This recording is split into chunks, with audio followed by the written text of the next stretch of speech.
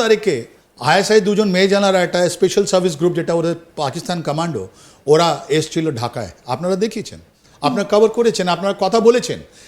ওদের আসার পর কি হলো, 24-25 তারিখে জানুয়ারিতে আমরা এই নদিয়াতে আন্ডারগ্রাউন্ড হাইড আউট আমরা ডিসকভার করলাম। কি করে হলো ওটা তো আমরা এখন পর্যন্ত জানতে পেরেছিলাম না। আইএসআই লোকই আমাদেরকে খবর দিচ্ছে, ওদেরই লোক, কি আমরা কি বলতে গেছি, কি করব আমরা। এই নতুন ইন্ডিয়া আছে, এই নতুন ইন্ডিয়া আমাদের হাসান নাসরুল্লাহ কেসটা তো মনে আছে, হিজবুল্লাহ ওরা তো ওয়াকি টকি নিয়ে কথা বলতো বা ওটা পেজার নিয়ে কথা বলতো 3000 লোক একদিনে মারা গেল।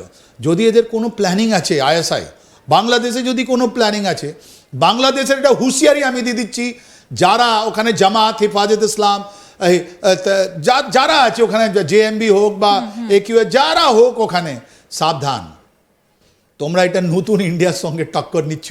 তোমার মোবাইল থেকে সাবধান থাকো, ওটা বিস্ফোট না হয়ে যায়, তোমরা মরে যাবে ওখানে। জানো এখন MQ9 আপনি তো কিছুদিন আগে আপনি MQ9 কথা বললেন, এরা বাঁচবে কোথায়?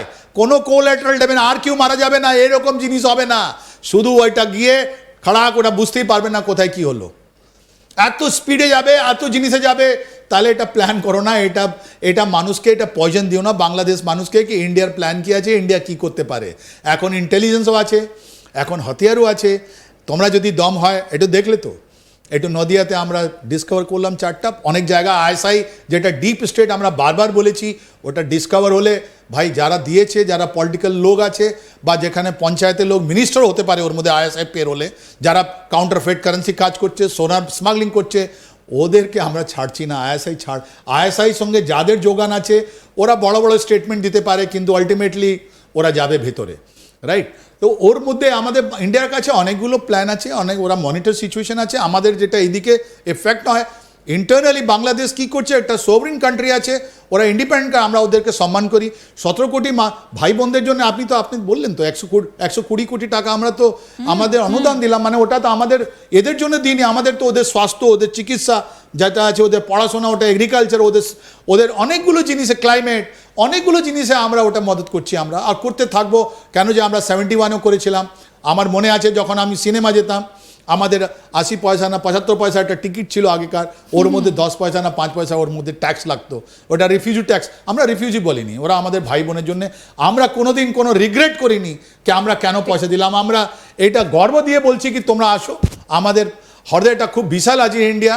আমরা তোমাদের চাই যে বাংলাদেশ একটা উল্লাসিত হোক, একটা ইমপ্রুভ করুক। আর যে প্রাইম মিনিস্টার শেখ হাসিনা আমাদের বলেছেন যে আমাদের কান্ট্রি, এটা সৎ ছিল, এটা বিফোর 2020 আপনার এই কোভিডের আগে এটা চায়না ডিস্ট্রয় করলো ওদেরকে। যতগুলো প্যারামিটার আছে, লাইফ এক্সপেক্টেন্সি হোক, এডুকেশন হোক, হেলথ হোক, ইন্ডাস্ট্রি হোক, যার মধ্যে রেডিমেড গার্মেন্ট ফ্যাক্টরি আছে, যার মধ্যে নেভাল জিনিস আছে, সব দিকে তো সেরা ছিল আমাদের বাংলাদেশ। ওটাকে ডাউন করে দেওয়া হয়েছে, সব প্যারামিটার এখন ডাউন আছে। এরা 6 মাস হয়ে গেছে কিন্তু কোনো ইকোনমিক পেপার নেই। উনি শুধু ছবি তুলে যাচ্ছেন, কেঁদে যাচ্ছেন, ডাবসে গিয়ে কাঁদছেন, বলছে we are brave. What brave you have? যখন আপনি নিরীহ লোককে 2000 থেকে বেশি লোক 8 আগস্টের পর মারা গেল, ওদের জন্য কি হবে বলুন? এবার এই প্রশ্নটা আমি আপনার কাছে রাখতে চাই যে যেখানে বাংলাদেশ আর্মি গোটা বিশ্বজুড়ে UN নেশনসের শান্তি দূত হিসেবে কাজ করছে, তার নিজের দেশে এত অশান্তি, তাহলে তারা কেন কিছু ব্যবস্থা নিচ্ছে না? তাহলে বাইরের দেশের কাছে কি বার্তা যাচ্ছে যে নিজের ঘরেই আগুন থামাতে পারি না, অন্য লোকের ঘরে আগুন কি করে নেভাবো? আই থ্যাঙ্ক আজ তাক চ্যানেল, আপনারা এত সুন্দরভাবে দেখিয়েছেন আর আমরা ফ্রেম ফ্রিজ করেছি। আর আমি চেষ্টা করব, আমি রিকোয়েস্ট করব আপনাদেরকে দুটো জিনিস দেখাতে। ওর মধ্যে একটা জিনিস, ওখানে বাংলাদেশ আর্মি ইউনিফর্মে ভিতরে ঢুকেছে ধানমন্ডি, তারপরে ফেরত চলে এসছে, নাম্বার 1। ওটা 5 তারিখে। আর 6 তারিখে আমাদের বাংলাদেশের একটা মা, উনি গেছেন ওখানে প্রোটেস্ট করতে। উনি বলেছেন যে এটা বঙ্গবন্ধুর বাড়ি আছে, এটা মিউজিয়াম আছে, এরা তোমরা ভাঙছো কেন? ওই মায়ের সঙ্গে, বাংলাদেশের আমার মায়ের সঙ্গে আপনারা দেখাচ্ছেন, এই যে মায়ের সঙ্গে এরা কি দুর্ভাব করেছে, ওনার রক্ত বেরিয়েছে, ওনাকে মাটিতে ফেলে দেওয়া হয়েছে, ওনাকে মারা হয়েছে। এই সেম জিনিস তো 1971-এ করা হয়েছিল। দেখুন দেখুন এটা কি করে সন্ত্রাস আমাদের মায়ের উপরে। ইনি তো ইন্ডিয়ান নয়, ইনি তো ভারতীয় নয়, ইনি আমাদের বাংলাদেশি মা, ইনি আমাদের বাংলাদেশি বোন, ইনি আমাদের বাংলাদেশের মাটির জন্মের একটা মেয়ে আছেন উনি। ওনাকে দেখুন এরা কিভাবে, এরাই রাজাকারের ছেলেগুলো, এটা দেখুন কিভাবে ওনাকে অত্যাচার করা হচ্ছে। আর ওখানে বাংলাদেশের আর্মি ঢুকলো, ইউনিফর্মে ঢুকলো। ওনার তো একটা বাংলাদেশের আর্মি, ওরা তো শপথ নিয়েছে, ওদের প্রত্যেকটা সিপাহী শপথ নিয়েছে যে আমরা নিজেদের সোলজার, আমাদের নিজেদের সিটিজেন আছে, আমাদের প্রত্যেকগুলো নাগরিক আছে, ওদেরকে আমরা প্রোটেক্ট করব। এই প্রোটেকশনটা দেয়নি কেন? এই প্রোটেকশনটা দেয়নি কেন? এই ছবিটা তো শুধু বাংলাদেশে নয়, এটা ভারতও দেখছে, ইন্টারন্যাশনাল দেখছেন। দেখুন মহিলাকে কি করে ওরা, এরা তো এই প্রফেসর 2007-2009 বাংলাদেশ গভর্নমেন্ট -2 বেগম উনি একটা স্লোগান দিয়েছিলেন, ওনার তো একটা গভীর ঘৃণা আছে, এটা ইন্টারিম গভর্নমেন্টের মধ্যে একটা গভীর ঘৃণা আছে মহিলাদের প্রতি। ওরা চান না যে মহিলা আমাদের যে বাংলাদেশি মা বোন যারা আছে ওরা পলিটিক্সে আসুক, ওরা দেশ চালাবার জন্য আসুক। এটা দেখুন কি করে ওরা করলো, এটা আমায় সবাইকে দেখতে চাই। এটাই আইকনিক ফিগার, এটাই আইকনিক চিত্র। দেখুন চারদিকে লেন্স ঘোরানো আছে, কিন্তু ওর মাঝে কোনো জায়গায় আপনি দেখছেন বাংলাদেশ কোনো আর্মিকে, বাংলাদেশ কোনো পুলিশকে, এনাকে এখন কিছুক্ষণ পর আপনি দেখবেন এনাকে মাটিতে পুড়িয়ে দেওয়া হয়েছে, প্রচুর মারধর করা হয়েছে, রক্ত বেরিয়েছে।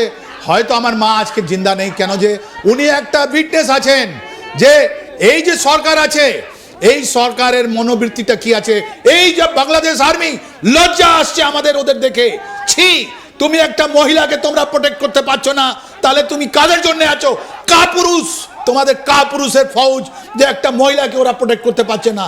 এই কাপুরুষ নিয়ে জামান তুমি কোনো জায়গা থাকতে পারবে না, তোমার জন্য এই পৃথিবীতে জায়গাটা অনেক কম হয়ে গেছে।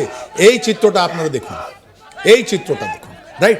এটাই আমরা বলি আইকনিক টাইম, এইটাই আমরা বলি এটা লজ্জার বিষয়। এই রজাকারের সন্তান যারা আছে, যারা বলছে তুমি কে আমি কে, রজাকার 1971 সালে মোর দেন 30,000 লোক আমাদের মা বোন বাংলাদেশি যারা ছিলেন ওদেরকে ধর্ষণ করা হলো, এরকমই মারপিট করা হলো। আজকে কি, আজকে মুখ খুলছেন না কেন বাংলাদেশ আর্মি? বাংলাদেশের কোনো ইন্টারিম গভর্নমেন্ট মুখ খুলছেন না কেন? কেন ওদের কাছে কিছু নয়, লজ্জার বিষয় আছে, তাই জন্য ওরা এসে দেখে ওদের লজ্জা আসছে না, চোখে জল আসছে না, কোনো কথা হচ্ছে না। আর সঙ্গে সঙ্গে আপনার ঢাকাই নয়, পুরো বাংলাদেশে ওরাই করছে। এর ইম্প্যাক্টটা তো শান্তি দিতে হবে। এটা তো গৃহযুদ্ধে, আপনি তো ঠিকই বলছেন, এটা গৃহযুদ্ধের প্রথম স্টেজ, যেখানে ইনি আপনার কাছে যদি আপনার, এটা তো কোনো লাইফ, কোনো এটা খারাপ আছে, কারণ মানুষের লাইফ কোনো নেই, এটা এই জন্য আমরাও কন্ডেম করি, কিন্তু ইনি আজকে আমাদের বাংলাদেশের যে সিচুয়েশন আছে ওটা দাঁড় করে দিল কি আমি দাঁড়িয়ে আছি, আমরা মহিলা আছি, আমি মাতৃশক্তি আছি বাংলাদেশের, আমি দাঁড়িয়ে আছি, আমি রুখতে চলে আসছি, তোমাদের সন্ত্রাস চলতে দেবে না। আর বাংলাদেশ আর্মি ভুলে যেও না, বাংলাদেশ আর্মি ভুলে যেও না কি তোমাদের সব থেকে বেশি ইউএন মিশনের লোক এখন চাকরি করছে। এখন তো টাইম এসে গেছে কি ইউএন এইটা দেখে হয়তো বাংলাদেশের পিস মিশন, যেটা আগে আমাদের একজন স্টেটের মুখ্যমন্ত্রী বলেছিলেন কি time has come to put peace keeping mission in Bangladesh, the stage has been set. এইটা জিনিস দেখে, মহিলাদের অপমান দেখে পুরো বিশ্বে যেটা লোক আছে যারা ফ্রিডম লাভিং লোক, ওরা কি বলবে এটা আজকে, এটাই দেখে আমি বলবো যে এইটা stage has been set, this is the first stage.